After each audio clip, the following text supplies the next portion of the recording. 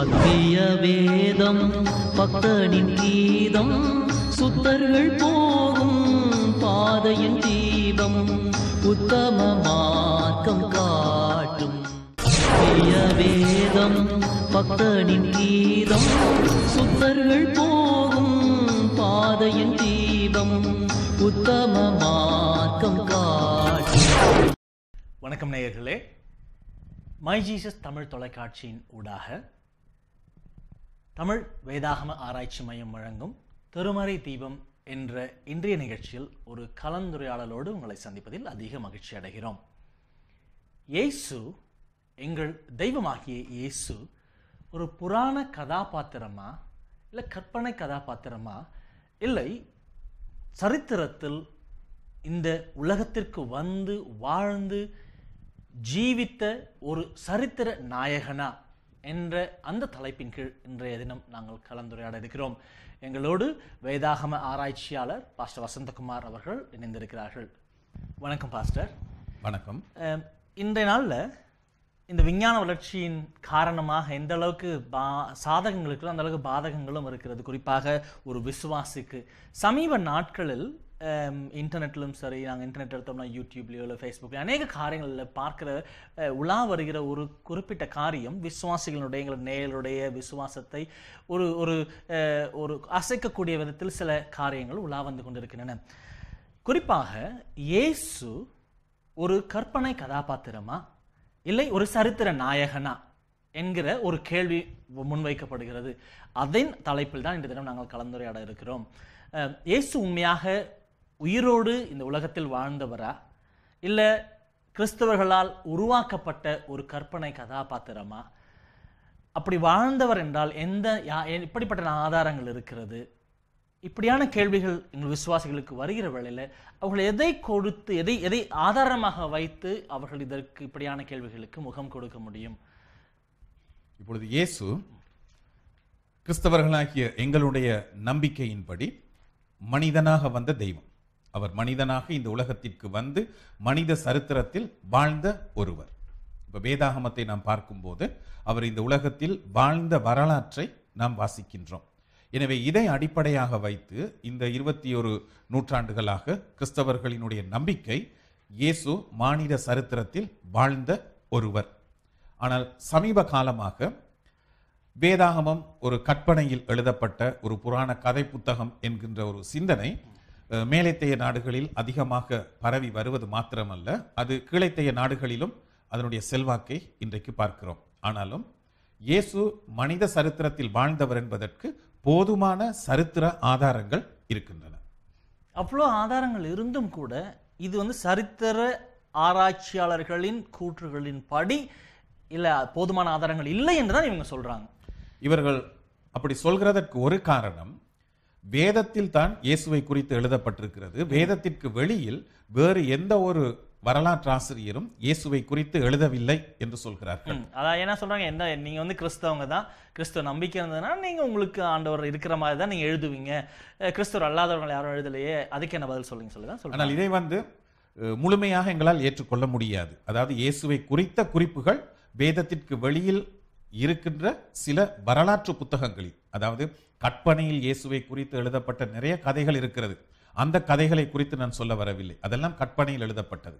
வேதத்தில் இருப்பவை சரித்திர ஆதாரம் மிக்கவை. அதே போல உலக சரித்திரத்தை எழுதியவர்கள், குறிப்பாக ரோம சாம்ராஜ்யத்தினுடைய வரலாற்றை எழுதியவர்களினுடைய குறிப்புகளில் இயேசுவினுடைய பெயர் அங்கு இருக்கிறது. இயேசு 1ஆம் நூற்றாண்டில் வாழ்ந்தவர் என்பதை குறித்த குறிப்பை நாம் பார்க்கிறோம்.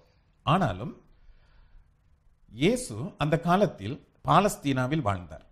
பாலஸ்தீனா ரோம சாம்ராஜ்யத்தினுடைய அடிமைத்தனத்திற்கு உட்பட்டதாக இருந்தது. இப்ப அந்த காலத்து சரித்திரங்களை நீங்கள் எடுத்தீர்கள் என்று சொன்னால் அதெல்லாம் அரசர்களை மையமாக வைத்து எழுதப்பட்ட ஒரு சரித்திரம். எந்த சரித்திர புத்தகத்தை எடுத்தாலும் அரசர்களினுடைய வீர தீர செயல்களை குறித்து தான் அங்கு நாம் வாசிப்போமே தவிர, அந்த அரசன் ஆட்சி செய்த காலத்தில் வாழ்ந்த சாதாரணமான ஒரு மனிதனை குறித்து நாம் வாசிப்பதில்லை. தமிழ் ஆராய்ச்சி, தமிழ் சரித்திரம் கூட அப்படிதான் புகழ்ந்துதான் பாடணும்னு சொல்லிதான் ஒரு எழுதப்படாத நியதியா இருந்திருக்கிறது. ராஜாக்கள் மக்களை ஆளுகை செய்தார்கள், அந்த ராஜாவினுடைய காலத்தில் மக்கள் சந்தோஷமாக வாழ்ந்தார்கள் என்றுதான் சொல்லப்பட்டிருக்கிறதே தவிர ஒரு தனிப்பட்ட மனிதன் அந்த சமுதாயத்தில் எதிர்நோக்கிய ஒரு பிரச்சனை, அதாவது இன்றைக்கு சமூகவியலாளர்கள் மனிதனுடைய பிரச்சனைகளை ஆராய்கின்ற விதமாக எந்த ஒரு சரித்திர புத்தகத்திலும் நாம் பார்ப்பதில்லை. அதற்கு காரணம் என்னவென்றால் எல்லா சரித்திரங்களும் அந்த காலம் எப்படி எழுதப்பட்டது என்று சொன்னால் அரசர்களினால் பணம் கொடுத்து வைக்கப்பட்டிருந்த ஒன்று புலவர்கள், வரலாற்றாசிரியர்கள், இவர்களினால் எழுதப்பட்டது. அவர்கள் என்ன செய்தார்கள்? யார் தங்களுக்கு பணம் கொடுக்கின்றார்களோ அவர்களை குறித்து புகழ்ந்து எழுதினார்கள். நல்ல காரியங்களை மட்டும்தான் எழுதினார்கள், தீய காரியங்களை எழுதவில்லை. எனவே இந்த சரித்திரங்களில் நாம் இயேசுவை குறித்து அதிகமாக நாம் வாசிப்பதில்லை. இப்ப ரோம அரசர்களை குறித்து எழுதப்பட்ட சரித்திரங்களில் இயேசுவை குறித்து 1-2 குறிப்புகள் இருக்கிறது.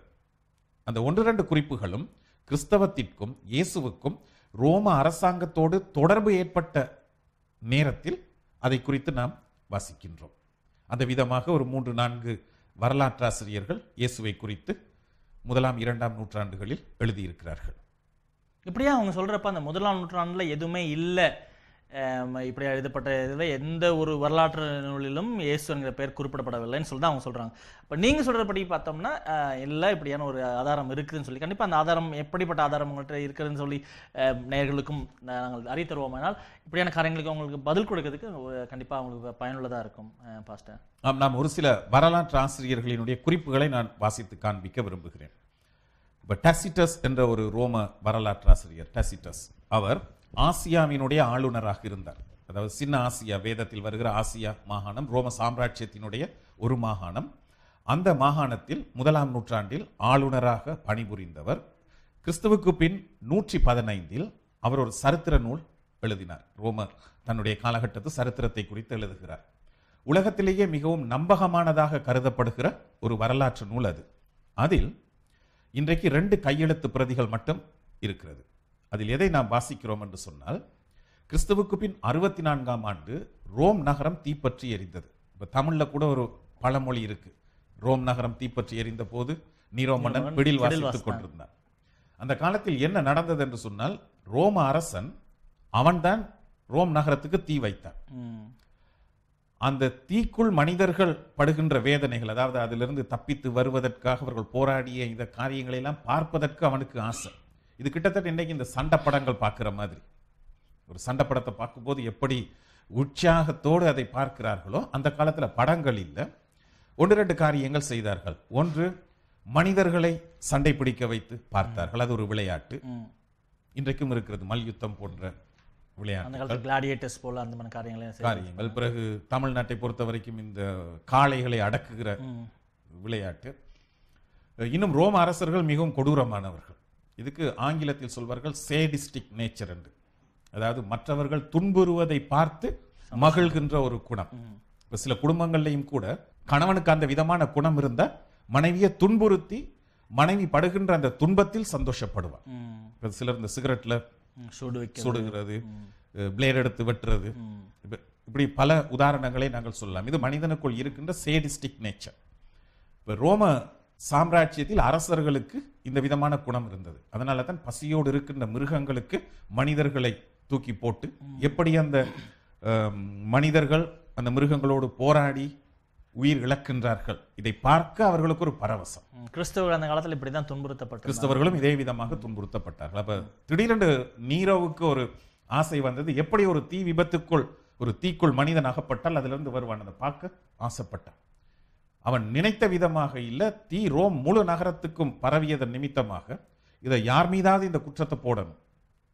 அப்ப கிறிஸ்தவர்கள் தான் ரோம் நகரத்துக்கு தீ வைத்தார்கள் என்ற ஒரு கதையை பரப்பி விட்டார். இதை குறித்து டாசிட்டஸ் எழுதுகிறார். அவர் எழுதும் போது பாருங்கள், சொல்கிறார், கிறிஸ்தவர்கள் என்று அழைக்கப்படும் மக்களே தீ விபத்துக்கு காரணம் எனும் வதந்தியை பரப்புவதற்காக நீரோ அவர்களுக்கு கொடூரமான தண்டனைகளை கொடுத்தார். இச்சமூகத்தவரது ஆரம்ப கர்த்தா கிறிஸ்து என்பவர் ஆவார். இவர் தைபீரியஸினுடைய காலத்தில், அதாவது தைபீரியஸ் என்பவன் ரோம அரசனாக இருந்த காலத்தில் பொந்தியு பிலாத்துவினுடைய தீர்ப்பின்படி மரண தண்டனை அனுபவித்தார். அப்ப வேதத்தில் குறிப்பிடப்பட்டிருக்கின்ற விதமாக பொந்தியு பிலாத்து என்கின்ற அந்த ஆளுநரினுடைய காலத்தில், அவன் பாலஸ்தீனாவுக்கு ஆளுநராக இருந்தான், அந்த காலத்தில் பாலஸ்தீனாவுக்கு யூதேயாவுக்கு ஆளுநராக இருந்த காலத்தில் இயேசுவுக்கு மரண தண்டனை கொடுக்கப்பட்டது என்பதை வரலாற்று ஆசிரியர் குறிப்பிட்டிருக்கிறார். எனவே இயேசு மானிட சரித்திரத்தில் வாழ்ந்தவர், அவருக்கு மரண தண்டனை கொடுக்கப்பட்டது என்பதற்கு ஒரு சரித்திர ஆதாரம் இது. கிறிஸ்தவர் அல்லாத ஒருவர் எழுதின சரித்திர ஆதாரம். கிறிஸ்தவர் அல்லாத ஒருவர் எழுதிய சரித்திரம். இதே விதமாக இன்னும் ஒரு வரலாற்று ஆசிரியர், சோட்டோனியஸ் என்கின்ற வரலாற்று ஆசிரியர், கிறிஸ்துவுக்கு பின் 120ஆம் ஆண்டு ரோம அரசர்களினுடைய வாழ்க்கையை பற்றி ஒரு நூல் எழுதினார். இதில் தமிழ் வேதாகமத்தில் கிளவுதி ராயன் என்று சொல்லப்பட்டிருக்கிறது, கிளவுடியஸ்.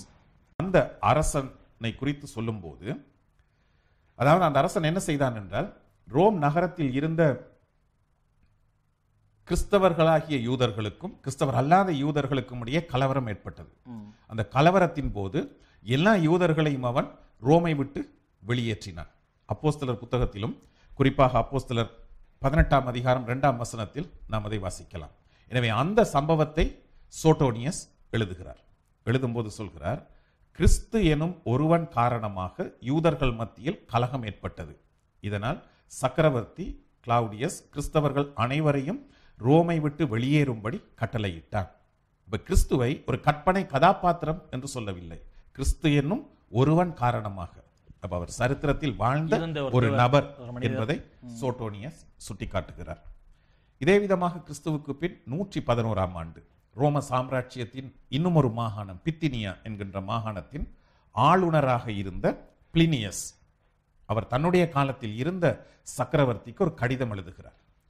அவரை குறித்து வரலாற்றாசிரியர்கள் சொல்லும்போது, அந்த காலத்தில் இருந்த ஒரு சிறப்பான கடித இலக்கிய மேதை, என்ன மிகவும் சிறப்பான கடிதங்கள், அவர் எழுதின கடிதங்கள் இன்று கூட எங்களுக்கு இருக்குதா? இன்றைக்கும் நூலகங்களில் இருக்கிறது, நாங்கள் அதை பார்க்கலாம். அவர் கிறிஸ்தவர்களுக்கு என்ன தண்டனை கொடுக்கணும், ஆளுநராக இருக்கிறார், தன்னுடைய ஆளுகைக்குட்பட்ட பிரதேசத்தில் இருந்த கிறிஸ்தவர்களுக்கு என்ன தண்டனை கொடுக்க வேண்டும் என்று ஒரு கடிதம் எழுதுகிறார், கேட்டெழுதி. யாருக்கு? ரோம சக்கரவர்த்திக்கு. ஏனென்றால் அந்த காலத்தில் ரோம சாம்ராஜ்யத்தில் இருந்தவர்கள் ரோம சக்கரவர்த்தியை தெய்வமாக வழிபட வேண்டும். கிறிஸ்தவர்கள் அதை செய்ய மறுத்தார்கள். எனவே இவர்களுக்கு தண்டனை கொடுக்க வேண்டும்.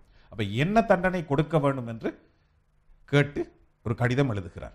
எழுதும்போது அதில் இப்படி அவர் எழுதுகிறார், கிறிஸ்தவர்கள் என்று அழைக்கப்படுகிறவர்கள் வாரத்தில் ஒரு நாள் ஓரிடத்தில் கூடி கிறிஸ்து எனும் ஒருவரை தெய்வமாக கருதி அவருக்கு பாடல்கள் பாடுகின்றனர். அதாவது சாதாரணமான மனிதனாக வாழ்ந்த கிறிஸ்து என்ற ஒருவரை இவர்கள் தெய்வம் என்று நினைத்து பாடல்கள் பாடிக்கொண்டிருக்கிறார்கள். சக்கரவர்த்தியை இவர்களுக்கு என்ன தண்டனை கொடுக்க வேண்டும் என்று கேட்டு எழுதுகிறார்.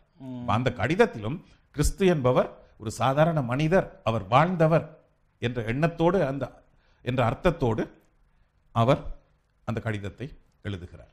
எனவே இது ரோம சக்கரவர்த்திக்கு எழுதப்பட்ட ஒரு கடிதம், வரலாற்று பூர்வமான ஒரு கடிதமாக இருக்கிறது. எனவே பொய்யான காரியங்களை அவங்க எழுதுவதற்கு அங்கே வாய்ப்பு இல்லை. இப்படியான காரியங்களை நாங்கள் விவாதிக்கிற வேளையிலே இப்போ சமீபத்தில் தற்காலிக நாட்கள் நடந்து கொண்டு வர சில காரியங்கள் கூட எனக்கு ஞாபகத்துக்கு வருது. இப்போ கிறிஸ்தவர்களாக சொல்லப்படுகிறவர்களை இல்லை கிறிஸ்துவை ஆராதிக்கிற ஜனங்களை மற்ற ஜனங்கள் இப்போ மிடில் ஈஸ்ட் கண்ட்ரிகள் அந்த மாதிரி தேசங்களில் ஒரு மனுஷனை நீங்கள் எப்படி ஆராதிக்கலாம், மனுஷனை நீங்கள் எப்படி வழிபடலாம்னு சொல்லி அதுக்காக அவங்க தண்டனை கொடுக்குற காரியங்கள் அந்த காலத்தில் மாத்திரமல்ல இந்த காலத்திலும் நடந்து கொண்டு இருக்கிறது.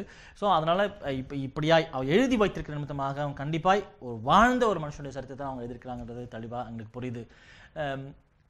இந்த காரியம் மாத்திரமல்ல, அவங்க இப்போ கிறிஸ்துவுக்கு ஆதரவானவர்கள் சார்பானவர்கள் தான் இதையெல்லாம் எழுதினார்கள் என்றல்ல. இப்போ கிறிஸ்துவுக்கு எதிரானவர்கள் இந்த காரியத்தை எழுதியிருக்கிறார்கள். இப்போ லூசியன் என்ற ஒரு மனிதர் அந்த காலத்தில் இருந்தார்.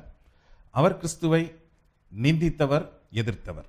அவர் எழுதுகிறார், உலகுக்கு புதிய மார்க்கத்தை அறிமுகப்படுத்தியமையினால் இயேசு கிறிஸ்து என்பவன் பாலஸ்தீனாவில் சிலுவையில் அறையப்பட்டான். அப்ப இயேசு பாலஸ்தீனாவில் வாழ்ந்தார், சிலுவையில் அறையப்பட்டார் என்பதை கிறிஸ்துவுக்கு எதிராக இருந்த அவன் அறிந்திருக்கிறார். இதனால் அந்த விதமாக எழுதி வைத்திருக்கின்றார். தெளிவாக கிறிஸ்தவர்கள் மாத்திரமல்ல, கிறிஸ்துவுக்கு எதிரானவர்கள் கூட இப்படி அவங்க எழுதியிருக்கிறாங்க. அது மூலயமா கிறிஸ்து இல்லை இயேசு கற்பனை கதாபாத்திரம் அல்ல, உண்மையாய் எங்கள் மத்தியில் ஜனங்களோடு ஜனமாய் மனிதனோடு மனிதனாய் வாழ்ந்த ஒரு மனிதனாய் வாழ்ந்த ஒரு கதாபாத்திரம் என்பதை நாங்கள் அதிக ஆதரப்பூர்வமாக நாங்கள் அறிந்து கொள்ள முடியும். இப்போ நான் சொன்ன இந்த வரலாற்று ஆசிரியர்கள், இதே போல இன்னும் ரோம வரலாற்று ஆசிரியர்கள் இருக்கிறார்கள். இவர்கள் எழுதியவைகளை உண்மையான சரித்திரம் என்று ஏற்றுக்கொண்டால் வேதத்தில் உள்ள சுவிசேஷ புத்தகங்களையும் சரித்திரம் என்று ஏற்றுக்கொள்ள வேண்டும். ஏனென்றால் இந்த சரித்திரங்களுக்கு இருக்கின்ற ஆதாரங்களை விட புதிய ஏற்பாட்டு சரித்திரங்களுக்கு அதிக ஆதாரங்கள் இருக்கிறது. உதாரணத்திற்கு சொல்லுங்க. இப்ப 2 விதமான ஆதாரங்களை ஆராய்ச்சியாளர்கள் முன்வைத்திருக்கிறார்கள். இது கிறிஸ்தவர் அல்லாதவர்கள். பழைய காலத்தில் எழுதப்பட்ட சரித்திரங்கள் எல்லாம் கைகளினால் எழுதப்பட்டது, அச்சியந்திரம் கண்டுபிடிக்கப்படும் வரைக்கும். அப்ப ஒரு பிரதியை பார்த்து இன்னொரு பிரதியை எழுதினார்கள். அப்ப 2 டெஸ்ட் வைத்தார்கள். அதாவது 2 என்ன சொல்லுவோம், இது நம்பகமான நிஜமான ஒரு சரித்திரம் என்பதை அறிந்து கொள்வதற்கு. ஒன்று,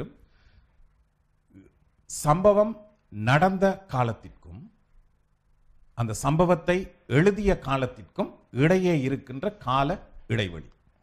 இப்ப கால இடைவெளி குறைவாக இருந்தால் நம்பகத்தன்மை அதிகம். கால இடைவெளி அதிகமாக இருந்தால் நம்பகத்தன்மை குறைவாக. இப்ப இயேசுவை குறித்து நாம் பார்ப்போம். இப்ப இயேசுவை குறித்து நாம் பார்க்கும்போது, அட்டவணையை பார்க்கும்போது இதில் 3 நபர்களை குறித்து பார்க்கிறோம். முதலாவது சொல்லப்பட்டவர் முகமது நபி, இஸ்லாம் மதத்தை ஆரம்பித்தவர். அவர் வாழ்ந்த காலம் கிறிஸ்துவுக்கு பின் 570க்கும் 632க்கும் இடைப்பட்ட காலகட்டம். அவரை குறித்து எழுதப்பட்ட முதலாவது சரித்திரம் கிறிஸ்துவுக்கு பின் 760ஆம் ஆண்டு எழுதப்பட்டது. கிட்டத்தட்ட 125 வருஷங்கள் அவங்க 2 பேருக்கும் இடைவெளி இருக்கு. அதாவது அவர் வாழ்ந்ததற்கும் அவருடைய முதலாவது சரித்திரம் எழுதப்பட்டதற்கு. இப்ப புத்தரை எடுத்துக்கொள்வோம். புத்தர் கிறிஸ்துவுக்கு முன் வாழ்ந்தவர்.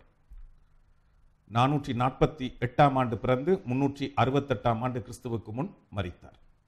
அவருடைய முதலாவது சரித்திர நூல், அவருடைய வரலாற்று நூல், வாழ்க்கை சரிதை நூல் 350 வருஷங்களுக்கு பிறகு, கிட்டத்தட்ட 700 வருஷத்துக்கு பிறகு எழுதியிருக்கிறார். 350 வருஷங்களுக்கு பிறகு எழுதப்பட்டது. ஓகே. இப்ப இயேசுவை குறித்து நாம் பார்க்கும்போது கிறிஸ்துவுக்கு முன் 5ஆம் ஆண்டுக்கும் கிறிஸ்துவுக்கு பின் 30ஆம் ஆண்டுக்கும் இடையில் வாழ்ந்தவர். இப்ப இயேசு கிறிஸ்துவுக்கு பின் 1ஆம் ஆண்டு பிறந்தவர் அல்ல. கிறிஸ்துவுக்கு முன் 4ஆம் நூற்றாண்டில், ஏனால் 5ஆம் நூற்றாண்டில் பிறந்தவர். அங்கே ஒரு முரண்பாடு வர மாதிரி. அங்கு முரண்பாடு அல்ல. அதாவது இந்த கிபி கிமு என்று ஆண்டு, கிறிஸ்துவுக்கு பின் என்று ஆண்டு கணிப்பிடப்படுகின்ற முறை கிறிஸ்துவுக்கு பின் 6ஆம் நூற்றாண்டில் உருவானது. அதற்கு முன்பு அப்படிப்பட்ட கால கணிப்பீட்டு முறை இருக்கவில்லை. எனவே அந்த காலத்தில் இருந்து பின்னோக்கி ஆண்டுகளை கணிப்பிட்டவர் என்ன செய்து விட்டார் என்றால், ஒரு சில ஆண்டுகளை தன்னுடைய கணிப்பீட்டில் தவற விட்டு விட்டார். இப்ப இயேசு பிறந்த போது மகா ஏரோது அங்கு அரசனாக இருந்தார். முழு பாலஸ்தீனாவையும் ஆளுகை செய்தவர். சிறு பிள்ளைகளை கொலை செய்த அதே வேதத்தில் சுட்டி காட்டப்படுகிற அந்த ஏரோது அவன் கிறிஸ்துவுக்கு முன் 4ஆம் ஆண்டில் மரித்து விட்டான். எனவே இயேசு அவன் மரிப்பதற்கு முன்பே பிறந்திருக்க வேண்டும். அப்ப அவன் 4ஆம் ஆண்டு மரித்தான் என்று சொன்னால், இப்ப கிறிஸ்துவுக்கு முன் வரும்போது 2 வருஷங்கள் பின்னோக்கி போகும். இப்ப 1, 2, 3 என்று போகிற இந்த பக்கத்தில் வர்றது மற்ற பக்கமாக போகும்.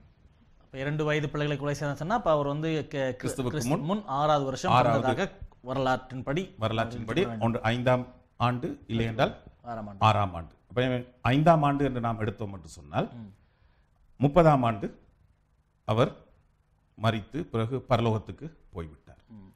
எனவே முதலாவது சுவிசேஷம், மத்தேயு எழுதிய சுவிசேஷம், கிறிஸ்துவுக்கு பின் 50ஆம் ஆண்டு எழுதப்பட்டது. இப்ப பாருங்க, 30க்கும் 50க்கும் இடையில் 20 வருஷ கால இடைவெளி தான் இருக்கிறது. இப்ப இந்த 3 மத தலைவர்களை பொறுத்த வரைக்கும் இயேசுவினுடைய வாழ்க்கை வரலாறுக்கு தான் அதிக அளவு நம்பகத்தன்மை இருக்கு. கால இடைவெளி குறைவு. அதாவது அவர் வாழ்ந்து குறுகிய காலத்திற்குள்ளாகவே, அதாவது அதே தலைமுறையிலேயே அவரை குறித்த சரித்திரம் எழுதப்பட்டிருக்கிறது. ஆனால் மற்ற தலைவர்களை பொறுத்த வரைக்கும் அந்த விதமாக எழுதப்படவில்லை. ஆனால் இன்றைய உலகத்தில் பார்த்தீர்கள் என்றால் மற்றவர்களினுடைய வரலாற்றை குறித்து யாரும் எந்த விதமான சந்தேகமும் கொள்வதில்லை. இயேசுவை குறித்து மாத்திரம்தான் அவர்கள் என்ன செய்கிறார்கள்? கேள்வி எழுப்புகிறார்கள். அதிக ஆதாரம், அதிக நம்பகத்தன்மை இயேசுவினுடைய வாழ்க்கை வரலாற்றுக்கு இருக்கிறது. இன்னும் ஒரு டெஸ்ட் என்னென்று சொன்னால், இப்ப கைகளினால் பிரதிகள் எழுதப்பட்டது. இப்ப எல்லா சரித்திர புத்தகங்களையும் எழுதினீர்கள் என்று சொன்னால், அந்த புத்தகங்களை எழுதியவர்கள் தங்களுடைய கைப்பட எழுதிய பிரதிகள் எதுவும் இல்லை. இப்ப வேத புத்தகங்கள் கூட மோசே எழுதிய பிரதிகளோ இல்லை என்றால் பவுல் எழுதிய பிரதிகளோ, தன்னுடைய கைப்பட எழுதிய பிரதிகள் எதுவும் இல்லை. அதிலிருந்து பார்த்து எழுதப்பட்ட பிரதிகள் தான் இருக்கிறது. இப்ப இந்த காரியத்தை நாம் பார்க்கும்போது எப்போது இது எழுதப்பட்டது, அதே சமயம் இன்றைக்கு இருக்கின்ற கையெழுத்து பிரதிகள் எந்த காலகட்டத்தை சேர்ந்தவை, இதிலையும் இடைவெளி குறைவாக எதற்கு இருக்கின்றதோ அதுதான் நம்பகமானது. எனவே நிறைய சரித்திரங்களை நீங்கள் இந்த அட்டவணையில் பார்த்தீர்கள் என்று சொன்னால் எழுதப்பட்ட காலகட்டத்திற்கும் இருக்கின்ற பிரதிகளுக்கும் இடையே இருக்கின்ற வித்தியாசத்தை பார்த்தீர்கள் என்றால் புதிய ஏற்பாட்டுக்கு 130 வருஷ கால இடைவெளி மட்டும்தான் இருக்கிறது. மற்ற புத்தகங்களுக்கெல்லாம் பாருங்கள் எவ்வளவு அதிகமான கால இடைவெளி இருக்கிறது. 900 ஆண்டுகள், 1100 ஆண்டுகள், இதுகளுக்கெல்லாம் எங்களுக்கு தெரியாது, அதுக்கு ஆண்டு என்ன என்று தெரியாது. 400 வருஷங்கள், 1000 வருஷங்கள், 900 வருஷங்கள். ஆனால் புதிய ஏற்பாட்டுக்கு 130 வருஷங்கள் மட்டும்தான். இன்னும் பல புத்தகங்கள், வரலாற்று புத்தகங்கள், சரித்திர புத்தகங்கள், ரோம சரித்திர புத்தகங்கள், ரோம தத்துவ கிரேக்க தத்துவ ஞானிகளினுடைய புத்தகங்கள், இயேசுவினுடைய வரலாற்றுக்கு மட்டும்தான் ஆண்டுகள் குறைவாக இருக்கு. மூன்றாவது இன்னொரு காரியத்தை பார்க்கலாம். இந்த கையெழுத்து பிரதிகளினுடைய எண்ணிக்கை எதற்கு அதிகமாக இருக்கிறது. இந்த பட்டியலை பார்க்கும்போது புதிய ஏற்பாட்டுக்கு மட்டும் 5700 கையெழுத்து பிரதிகள் இருக்கிறது. மற்றவற்றிற்கு இருக்கின்ற பிரதிகள் மிக மிக குறைவு. நான் ஏற்கனவே சொன்ன ஒரு வரலாற்று ஆசிரியர் 2 கையெழுத்து பிரதிகள் மட்டும்தான் இருக்கிறது. அந்த 2 கையெழுத்து பிரதிகளை மட்டும் வைத்துக்கொண்டு ரோம அரசனுடைய வாழ்க்கை வரலாறு உண்மை என்பதை நம்புகிற மக்கள் 5700 பிரதிகள் இருக்கின்ற புதிய ஏற்பாட்டை நம்பாமல் இருப்பது சுத்த அறிவீனமான ஒரு காரியமாக இருக்கிறது. இப்போ எதுவுமே சொல்லுகிறது இப்படியா அவங்க கண்கள் அவங்க திறக்கப்படாதபடிக்கு பிரபஞ்சத்தின் அதிபதியானவன் கண்களை குருடாக்கி வைத்திருக்கான்னு சொல்லி இவ்வளவு தெளிவா இவ்வளவு ஆதாரம் இருக்குன்னு சொல்லி நீங்க ஆதாரபூர்வமாய் நீங்கள் காண்பித்ததுக்கு இப்போ இப்படியான கேள்விகளுக்கு கண்டிப்பா ஒரு தெளிவான பதில் எங்களுக்கு கண்டிப்பா கிடைத்திருக்கும். நாளில் இப்படியான குழப்பங்களுக்கு கண்டிப்பா வரும்.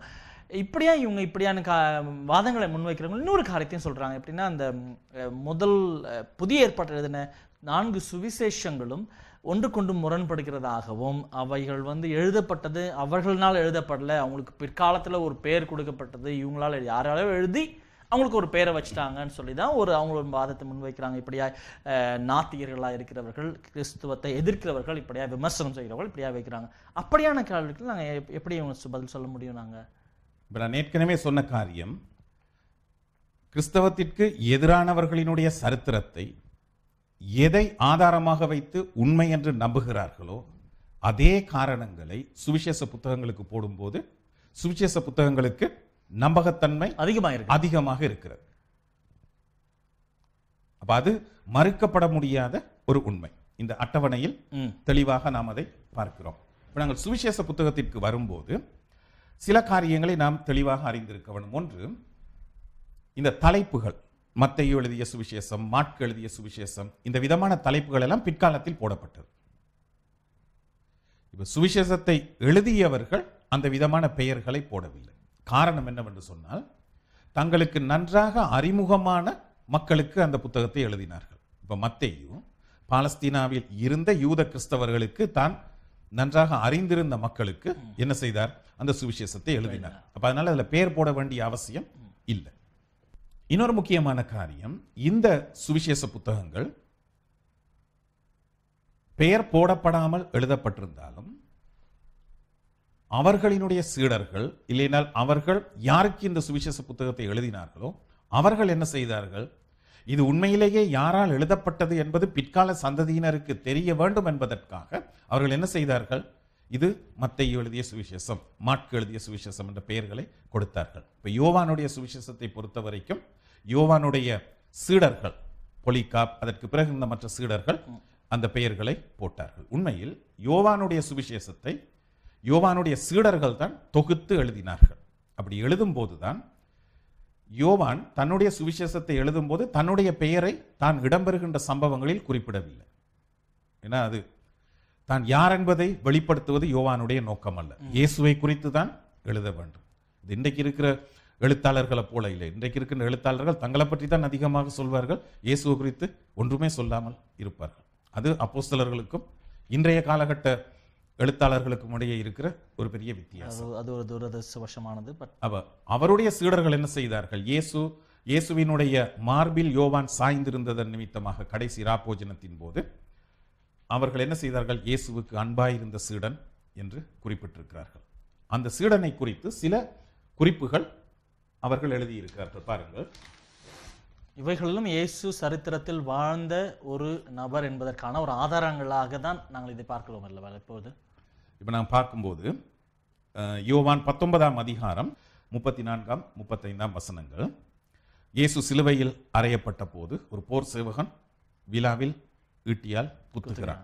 உடனே இரத்தமும் தண்ணீரும் புறப்பட்டது. அதை எழுதிவிட்டு, ஆகிலும் போர் சேவகரில் ஒருவன் ஈட்டியினாலே அவருடைய விலாவில் குத்தினான். உடனே இரத்தமும் தண்ணீரும் புறப்பட்டது. அதை கண்டவன் சாட்சி கொடுக்கிறான். அவனுடைய சாட்சி மெய்யாய் இருக்கிறது. நீங்கள் விசுவாசிக்கும்படி தான் சொல்லுகிறது மெய்யென்று அவன் அறிந்திருக்கின்றான். யார் அவன்? இயேசுவினுடைய சிலுவையில் இருந்த யோவான். அதை கண்டவன் சாட்சி கொடுக்கிறான். அவன் தான் கண்டான். அவருடைய சாட்சி மெய்யாய் இருக்கிறது.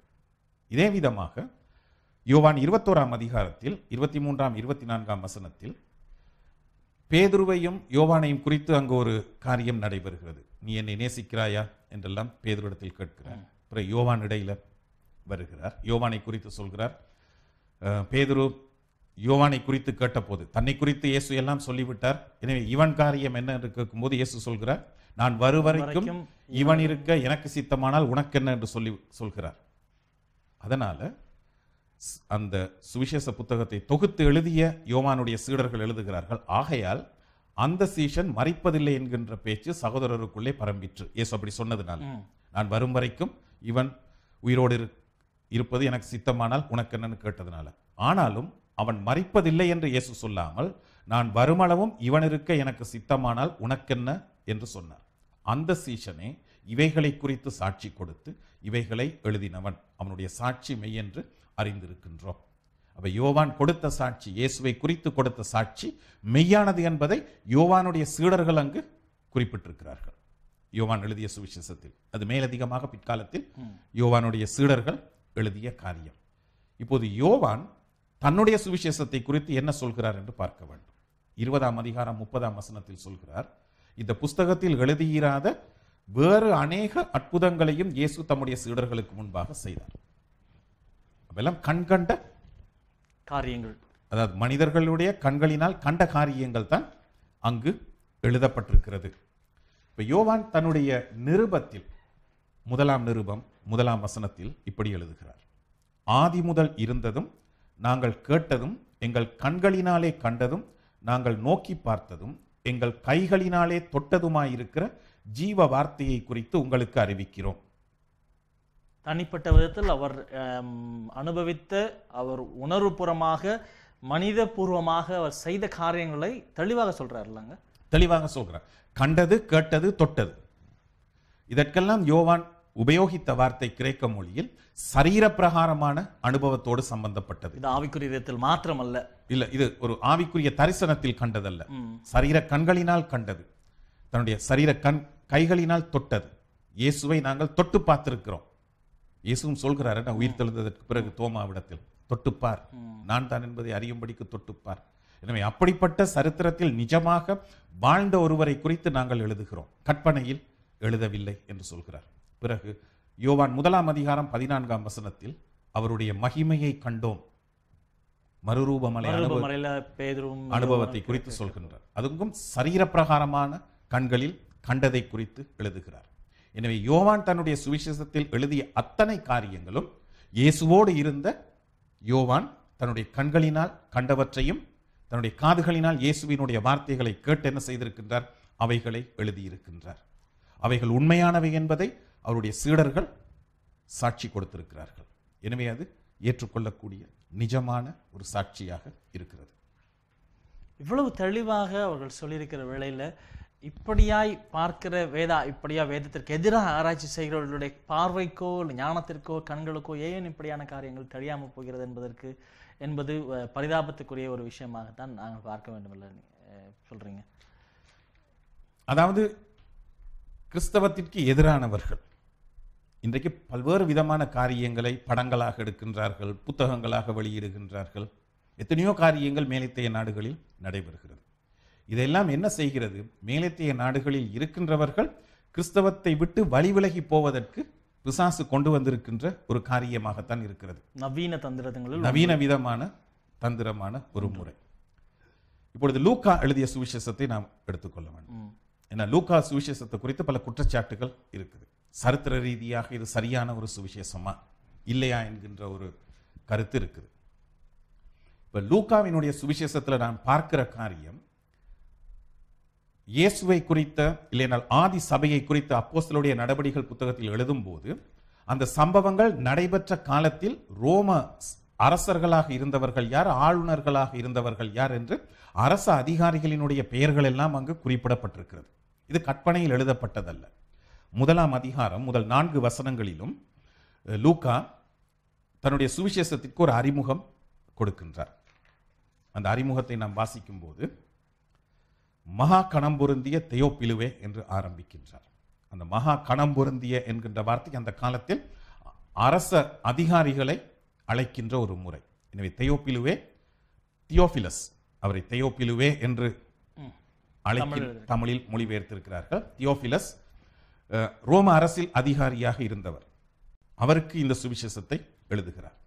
நாங்கள் முழு நிச்சயமாய் நம்புகிற சங்கதிகளை, எந்த விதமான சந்தேகமும் இல்லாமல் முழு நிச்சயமாக நம்புகிற சங்கதிகளை ஆரம்பம் முதல் கண்ணார கண்டு வசனத்தை போதித்தவர்கள் எங்களுக்கு ஒப்புவித்தபடியே.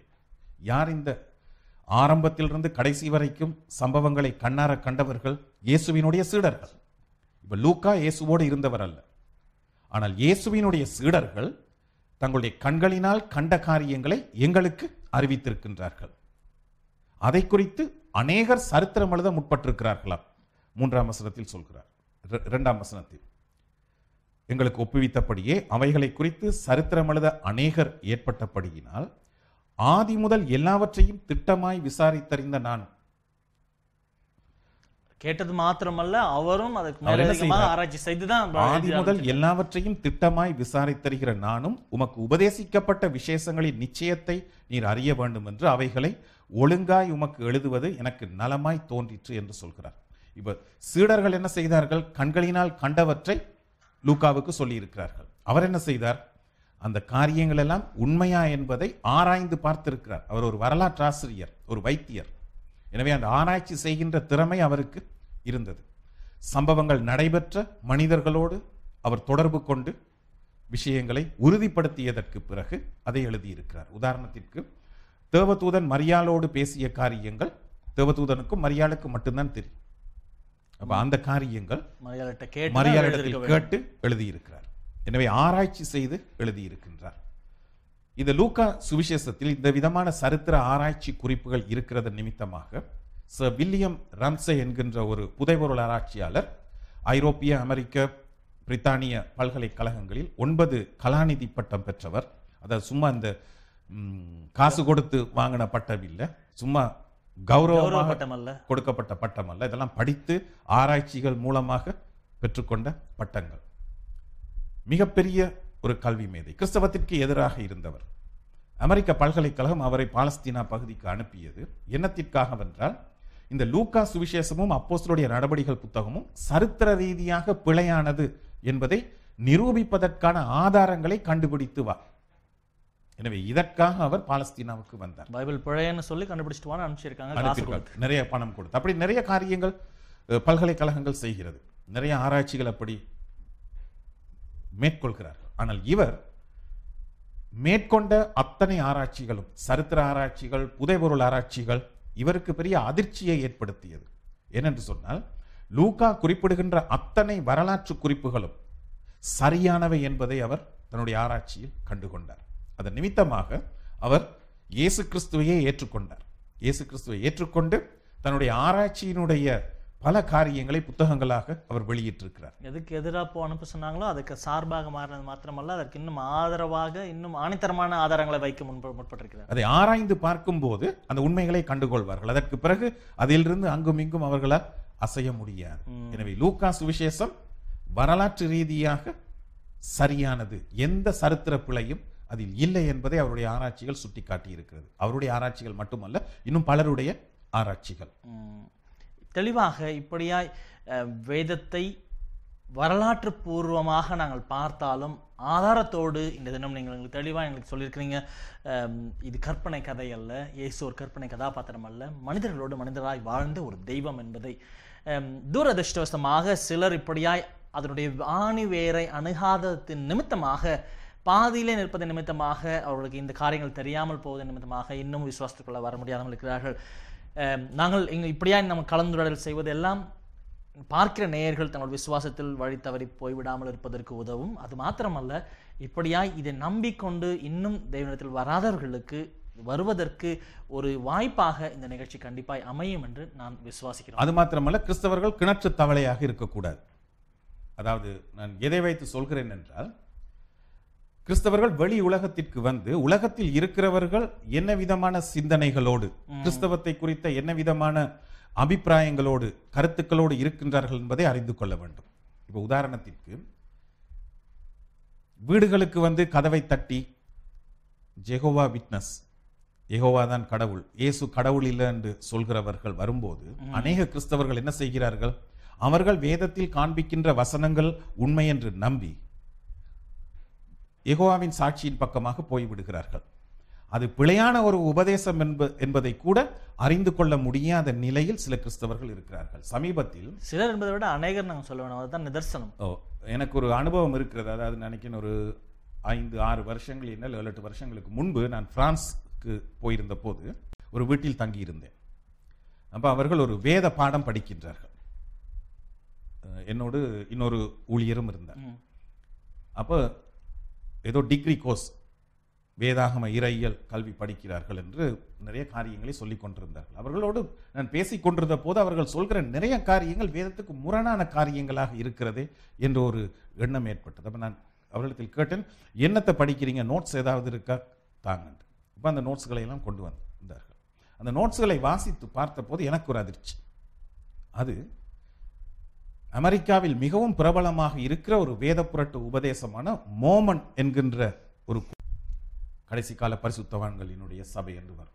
எனவே இன்டர்நெட்டுக்குள்ளாக இந்த காரியங்களை பெறுகிறவர்கள் இயேசு கிறிஸ்து என்கின்ற ஒரு பெயர் வந்தவுடன் என்ன செய்கிறார்கள்? இது சரியானது என்று நினைத்து நம்பி விடுகிறார்கள். அவர்கள் ஆராய்ந்து பார்ப்பதில்லை.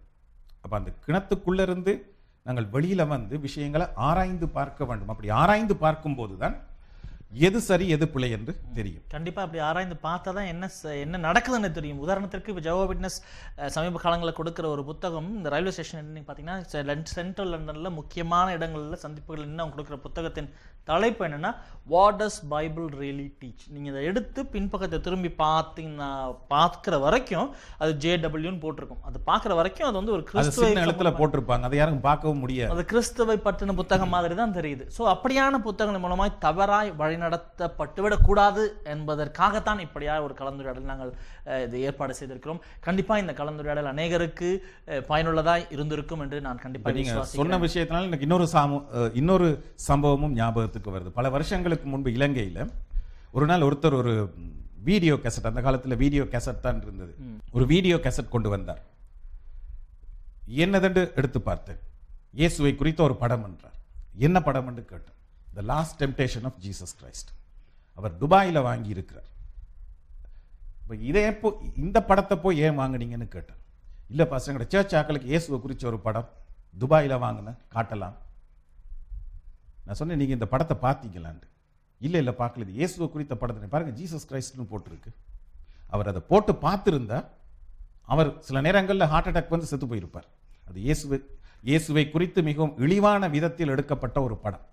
இவர் அதை அன்னைக்கு எதுக்கு கொண்டு வந்தார் என்று சொன்னா, இலங்கையில வந்து இந்த முழு இரவு ஜெபம் வைப்பார்கள். ஒரு 2 மணி 3 மணிக்கு ஜெபம் முடிந்ததுக்கு பிறகு மக்களுக்கு வீட்டுக்கு போக முடியாது. அதுக்கு பிறகு ஏதாவது ஒரு கிறிஸ்தவ படம் போடுவாங்க. அப்ப அன்றைக்கு ஒரு முழு இரவு ஜெபம். அந்த ஜெபத்துக்கு விசுவாசிகளுக்கு போட்டு காட்டுறதுக்காக அவர் தூக்கிட்டு வந்து வீடியோ கேசட். இப்போ என்னுடைய கண்ணில் அது படாமல் இருந்திருந்ததுன்னா என்ன நடந்திருக்கும்? அன்றைக்கு விசுவாசிகளுக்கு அது போட்டு காட்டியிருப்பார்.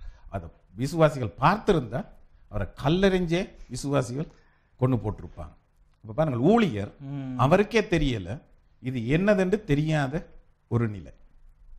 இப்போ இப்படிப்பட்ட காரியங்கள் ஊழியர்களாக இருக்கிறவர்களுக்கு தெரியல, விசுவாசிகளுக்கும் தெரியல.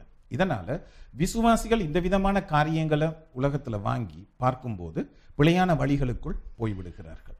அப்ப இப்படிப்பட்டவர்களுக்கு பிழை எது, சரியானது எது, சரித்திரம் எது, கற்பனை எது என்பதை அறிந்து கொள்வதற்கு இந்த விதமான வரலாற்று பூர்வமான காரியங்களை நாம் படிக்க வேண்டியது அவசியமாக இருக்குது. கண்டிப்பா இந்த நாள் கண்டிப்பா இந்த நிகழ்ச்சி திருமறை தீபத்தின் இன்றைய நாளில் நிகழ்ச்சி, இந்த கலந்துரையாடல் கண்டிப்பா உங்களுக்கு பயனுள்ளதாக அமைந்திருக்கும் என்று நாங்கள் கண்டிப்பாக விசுவாசிக்கிறோம்.